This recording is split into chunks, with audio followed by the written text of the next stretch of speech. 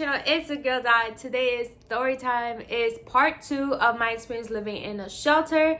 Part 1 was my experience living in a teen shelter. If you guys haven't gotten the chance to watch that video, make sure you guys go and watch that video and like that video out for me. And you guys feel free to share my story. And yeah, so part 1 was based off my experience in a teen shelter. Now part 2 is when I had to go back again into a shelter. And obviously at the time I was more grown up. I was an adult, considered an adult. So I was an adult, so I was not placed in a teen shelter anymore. I was placed in an adult shelter, like family shelter, which with my kids.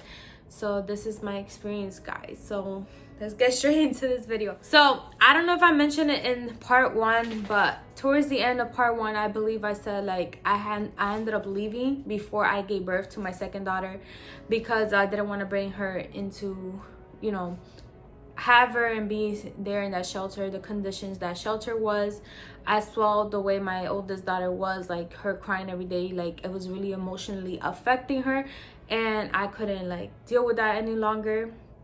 So I did what I had to do, and I left, and I went back with my mom, guys. So when I went back with my mom, obviously our relationship didn't get better, and it just kept repeating the same cycle. So I ended up leaving. At that time I got help. At that time I got help by a bus driver, and to this day I am so thankful for everybody that actually went out their way to help me in some form. They helped me and my kids, and I'm always going to be grateful and appreciate everything. So this bus driver, this bus driver's daughter was actually like trying to find someone to like rent her apartment with, and she rented her apartment to me. And so me and my daughters moved in there, and we were there for almost a year. So like we moved there, like I would say November, and then by the end of the next summer we had to leave, because I left. I made a choice because I know like the daughter eventually wanted to return back home, and I didn't want to it happened a couple times that she wanted to return back home, and then she said no, it's fine, that I could stay there. So I was like okay, but then there was another couple times that she wanted to come back. So I had to leave, because obviously my name wasn't under the lease. Like I was just basically there, like not supposed to be there in a way. I didn't want to have her really come back, and then I have nowhere to go. I decided to do all the paperwork with welfare, and this is not the same thing as being a teen, because when you're a teen you just go up to the welfare office, you tell them you have nowhere to go. They don't really ask for much proof. They just place you somewhere. But when it comes to you're an adult already, you gotta show proof that you're basically unstable, like you're basically like jumping from bed to bed, like house to house. So I had a co-worker at campus, because I used to work at my school's campus at campus, and she helped me, and I appreciate it. She wrote me a letter stating that I stood with her, but due to not having enough room, she could have me there, stuff like that. So I had my mom write me one, because I wasn't under her lease either. So those letters helped me prove that I have nowhere to go. So that's what helped me get into a shelter, guys. I heard that when you're in a adult one, there are apartments. They're you're in a building, it's a shelter, but they're like a 2-bedroom apartment, and you and your kid are in 1 bedroom, and then you will roommate with another family, and they'll roommate, they'll sleep in the other bedroom, and you guys will just share the kitchen, the living room, and the bathroom and stuff. Guys, I was scared, because I'm thinking since I never been to an adult one, I'm thinking I had to be there when the family is also married, and I had to be living there with a guy and her wife, his wife and kids. I thought that was the case, but it wasn't. Usually when you're married and you guys have to be like in a shelter and stuff like that, you guys got kids, you'll be placed alone. Like you have your little, you'll sleep in one bedroom and have everything. You don't have to share with nobody.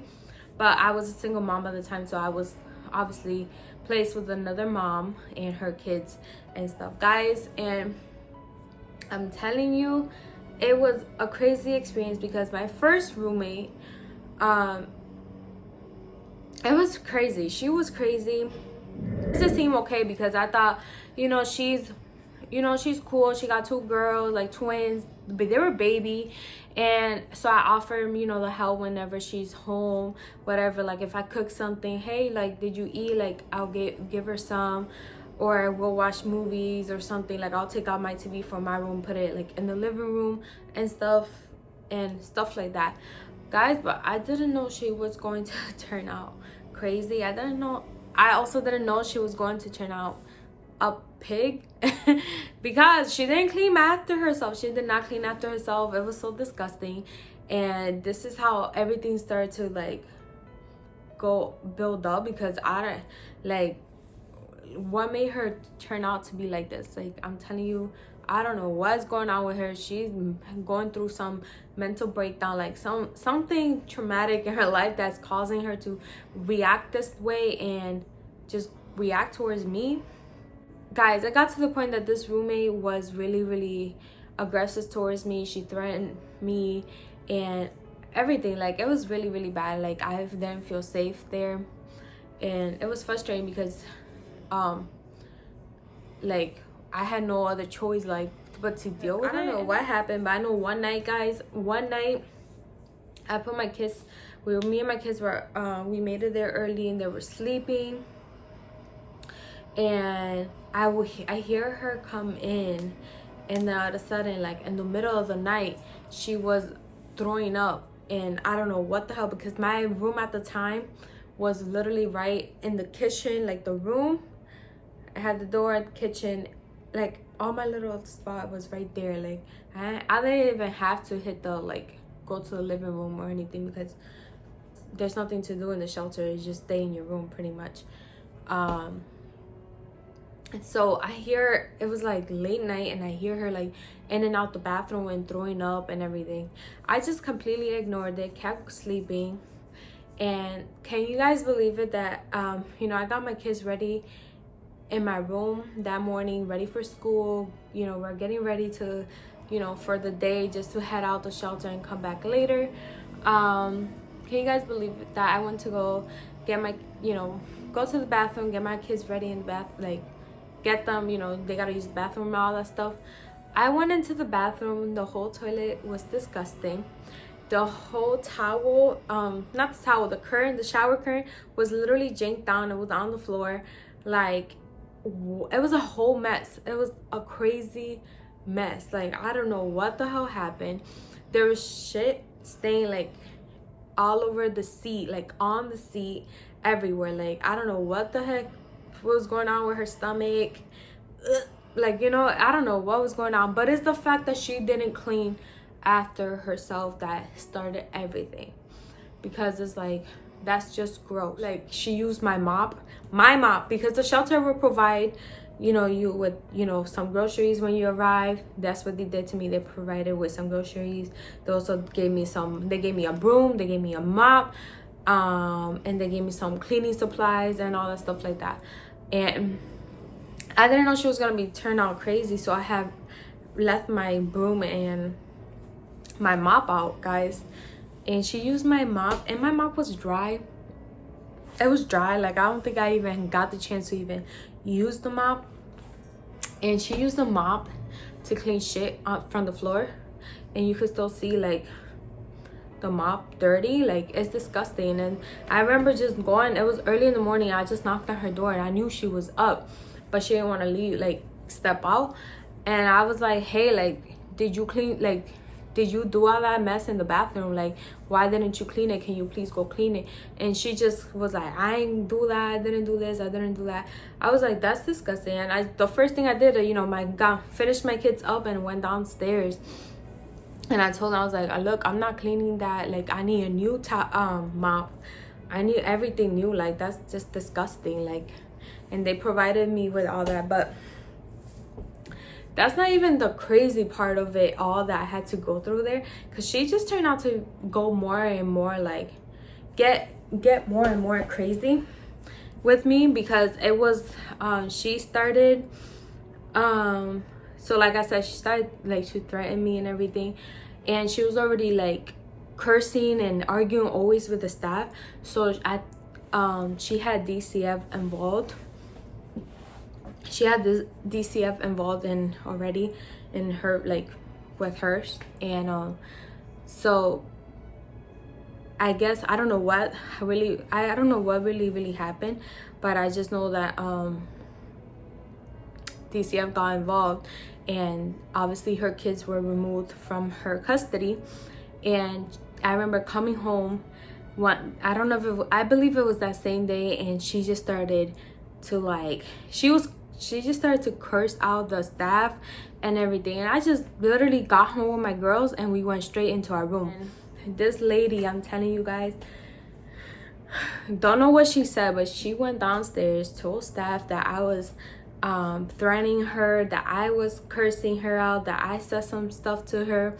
And here comes staff, one of the staff, and he knocks on my door in my room, and he was like, hey, what's happening and all this stuff. And I was like, nothing, we just got here. Like, what? She said that you did this, you said that.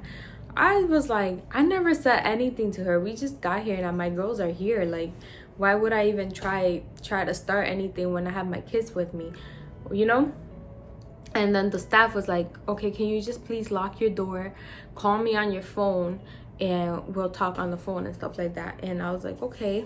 And then so I called staff, and over there you could hear it from I could hear it from outside and through the phone that she's there arguing with staff, threatening staff, trying to fight the staff and everything. Like, I don't know what's going on. Then she came back upstairs and knocked on my door, trying to tell me to get out, like asking me to get out her, like, the room, not get out her room, but to get out the room. And then she was like, hey, do you have my kids in there? I was like, what? Do I have her kids? Yeah, you have my kids in there. You took my kids. I was like, I never took your kids. Like, I was just like, what? This lady is crazy. Guys, I'm telling you, that night I was sent into a hotel because I was scared for my life. I was scared for my kids. Like, I was just like, I had my brother, guys, when I told them the story, my brother was like, if I was you, I would have just opened the door and beat her ass and be like, what the fuck, you know? And I was like, so like, I don't know, like, I would just not, like, I wasn't thinking like that. I was just like, dang, like, I can't lose this spot. This is my, like, this is a shelter. It's not the, like, I don't know, like. And everybody was like, what? You didn't just open the door and be like, what's your problem? Like, you know? I was like, nope, I didn't even do that. Like, I don't know. I was just not thinking. You know, I was just thinking going for my kids. I was just like, okay. But so that night I was placed in the hotel. And before I left, I literally took pictures of my room, how I left my room, all that. Leave it. That I came back, guys, the next day, and my room was a total mess.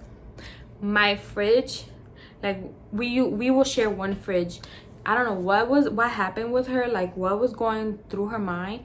She literally completely unplugged the fridge. So my food, my groceries that was there were gone. It stinked. When I came back, there was like on the floor, like blood, like from meat. It was like everything. I don't know what. It was just so gross. Everything it was like, this is a crazy experience. Like, why do I have to, why me, like, why am I going through this? And it's sad because my kids were going, like, where, like, you know, I'm not going through alone, like going through it alone. My kids are here with me, you know, they're experiencing this. And it's like, as much as you try to tell them, maybe it's okay, mommy got this, or, you know, it's like they're seeing this. My oldest daughter, she was old enough, like, you know. So when I came back into my room was totally, like, broken into.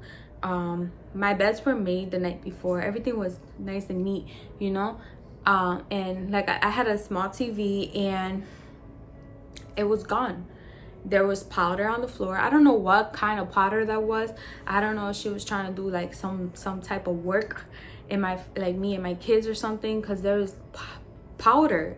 Like, I don't know if it was baby powder. I don't know what kind of powder. Before I left, I did mop my room. Like, I made sure it was clean at least, so when I come back, like, I didn't have to worry about it. So I put everything in my room. Like, I had even my mop, and my mop had a little bit of water left. Guys, that water, the mop water, was literally spilled in my room. There was powder, like, I don't know what the powder was, like I keep saying. And there was also a knife on my youngest daughter's bed.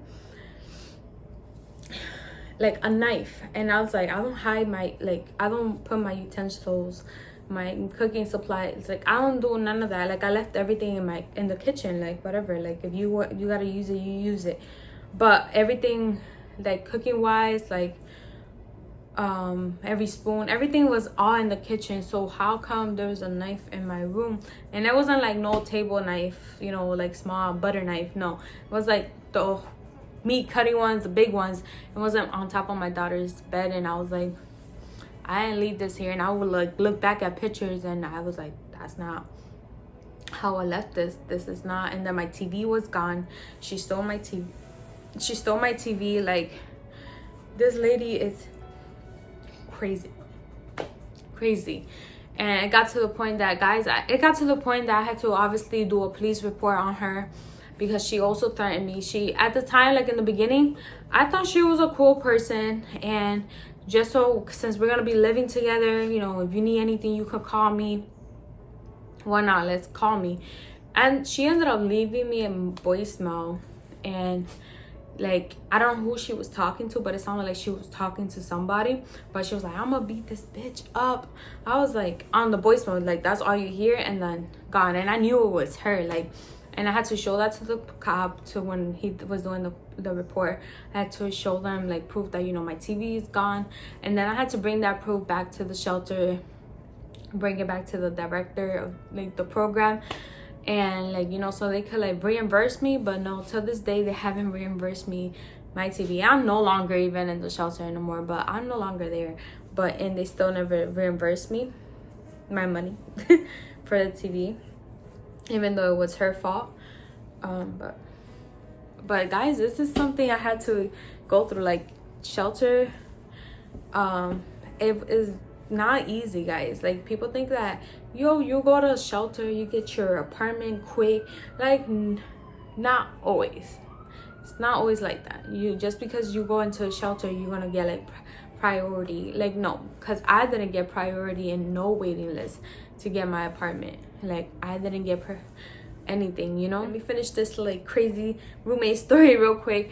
She ended up, like, I ended up being in the hotel, guys, for a while, until she was removed and stuff. And then my first weekend back, I moved back to her, like, to her old room, and obviously it was already cleaned out by staff. So I pretty much just had to, like, move my stuff into her room because it was much bigger. And so I did that. And guys, can you believe that next morning they forgot to, like, take the keys from the apartment from her. And thank God she didn't have the keys to the room, because I don't know what would have happened to me.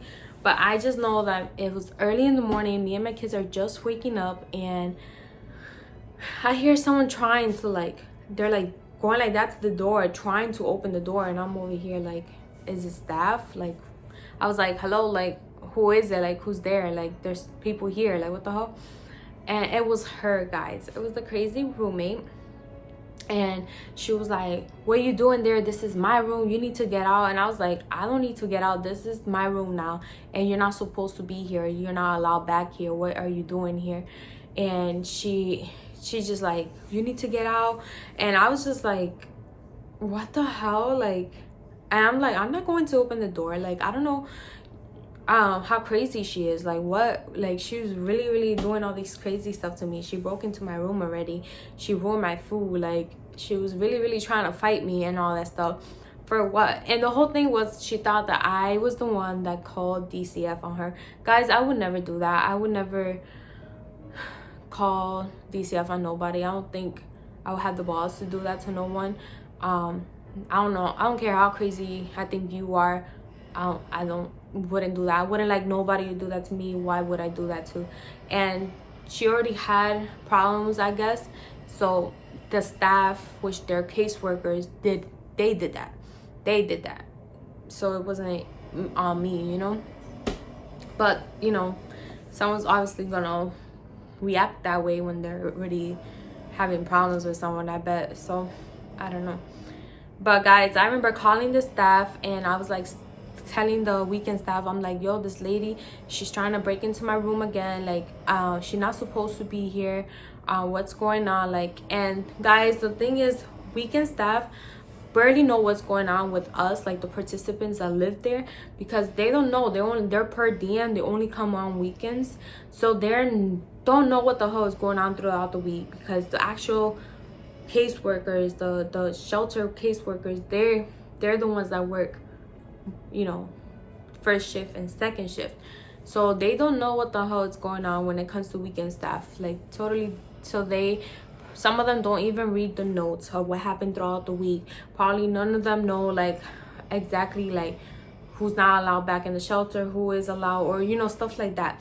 They probably don't read up the book, because I know they have a book. They had a book, and that book you write down everything that's going on, or this participant did this, you know. So that staff called the cops, ended up calling the cops on her and stuff. And guys, I was just like, what the hell? And I remember leaving, opening the door, and I didn't see her and I didn't hear her. So I just like walked to the kitchen and I looked downstairs for the office, because like from the kitchen you could see the office, and I didn't see her there. So I'm thinking, you know, maybe she went inside the office.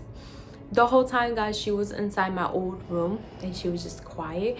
And I'm like, what if she would have come out, or what if she would have came inside the room? Like what could have happened? Like my mind to this day like goes crazy thinking like, what could have happened? What was she trying to do? Was she just trying to fight? Or like, you know, like my kids are here, like I know I'ma obviously defend myself, but like, just how crazy is this person, you know? Other than that, I remember going back to my room, and then I heard like 2 cops come in. When I peeked out, it was the cops, and they were obviously telling her like, you know, you need to leave, and they watched her go. After this whole crazy roommate, I was by myself for I think a whole week without no roommate, and I loved it.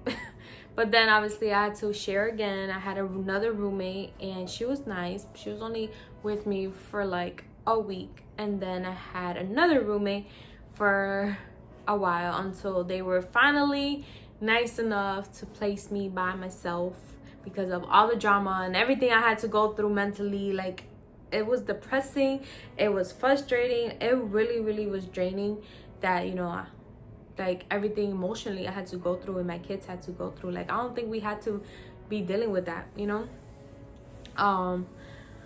And I was finally placed alone. So within the same building, I just had my own little apartment. So me and my kids slept in the one room. We slept in the room, and we had the living room and kitchen to ourselves, and the bathroom to ourselves.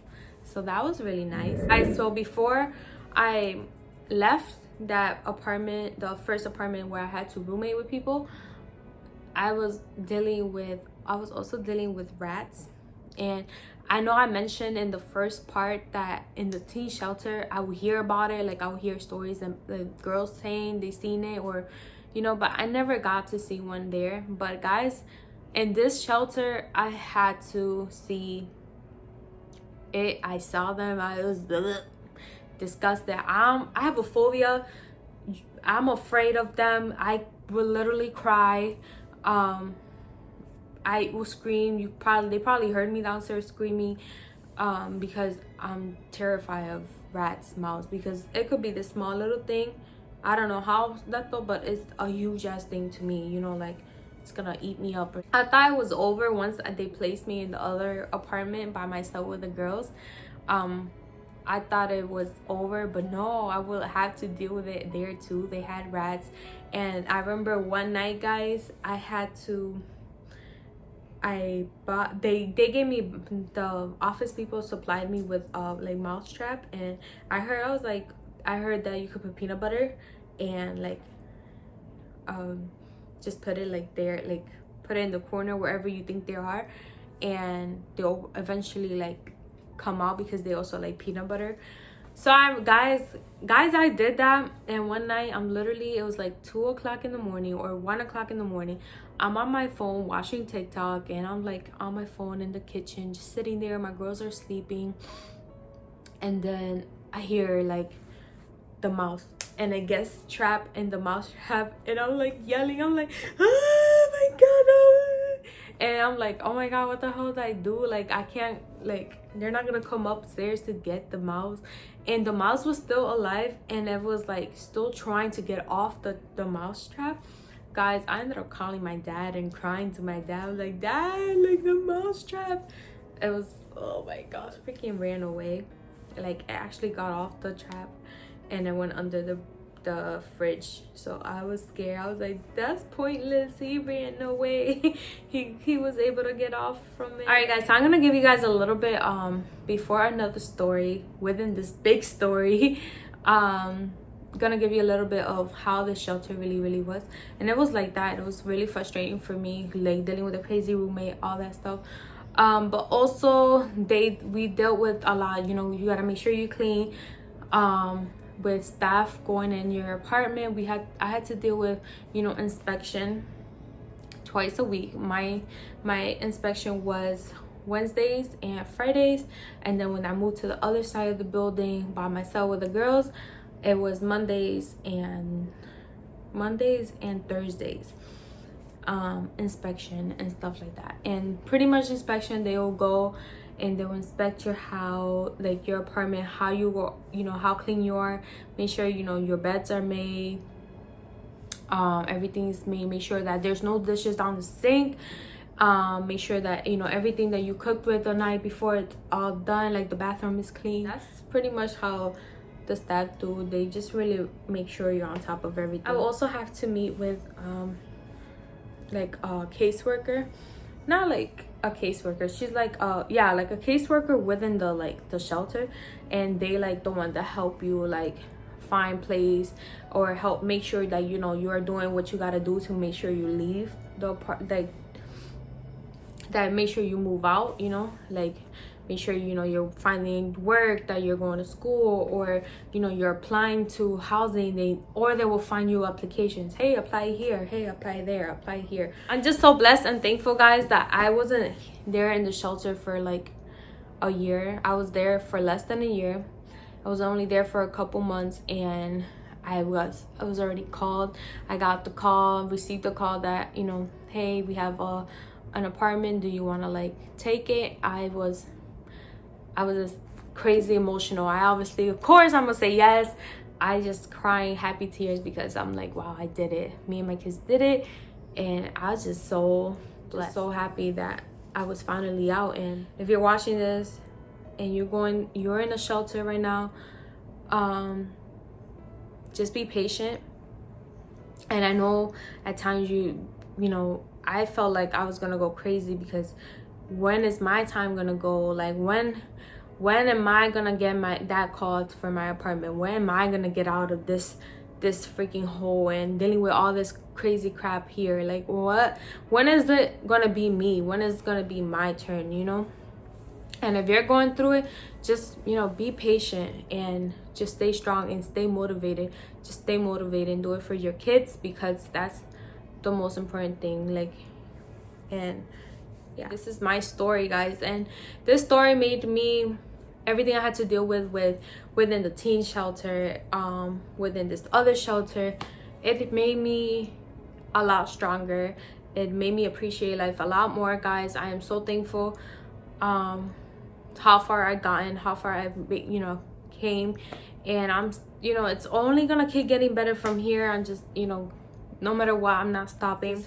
What brought me here today, and what's keeping me motivated. And when I think of my story and all this, everything I had to go through, this is what keeps me pushing to like keep making it and keep making it my kids my kids, I gotta do it for my girls, I gotta do it for my girls, I gotta do it for myself, because I know you gotta do it for your kids, but also do it for you. Like show the old you that you did it, that you can do it, and you're gonna get there. And you know, the sky is the limit, and you're just gonna keep making it, and always make it, and always motivate yourself, always believe in yourself, and that one day you're no longer gonna be in that place, and one day you're gonna be able to look back and just be like, wow, I made it this far. Like, I made it. I'm strong. I'm one strong. Yeah, guys, I hope you guys really enjoyed this story of part 2, you know, of my experience in the adult shelter. Also enjoy my crazy roommate experience. If you guys have any questions, any question you guys really want to know, just don't feel free to comment down below and ask me.